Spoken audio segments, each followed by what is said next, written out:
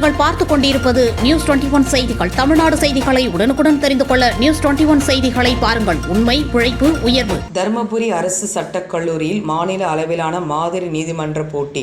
சென்னை உயர்நீதிமன்ற நீதிபதி நிர்மல்குமார் பங்கேற்பு.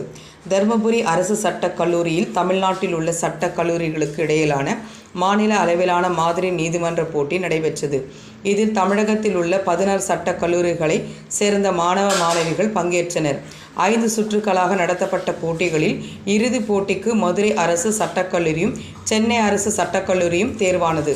இதில் அதிக புள்ளிகள் பெற்று மதுரை அரசு சட்டக்கல்லூரி மாணவர்கள் வெற்றி பெற்றனர்.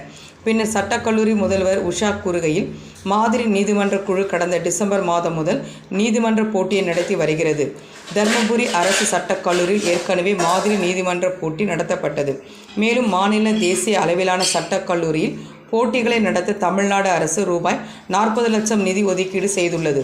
சட்டக்கல்லூரி மாணவர்கள் சர்வதேச அளவிலான மாதிரி நீதிமன்றம் போட்டியில் பங்கேற்க தமிழ்நாடு அரசு ரூபாய் 30 லட்சம் ஒதுக்கீடு செய்துள்ளது.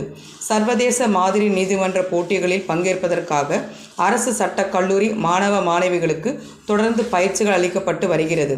விரைவில் சர்வதேச அளவில் நடைபெற உள்ள மாதிரி நீதிமன்ற போட்டியில் தமிழ்நாடு அரசு சட்டக்கல்லூரி மாணவர்கள் பங்கேற்பார்கள் என்று கூறினார். இதைத் தொடர்ந்து மாதிரி நீதிமன்ற போட்டியின் பரிசளிப்பு மற்றும் நிறைவு விழா இன்று நடைபெற்றது.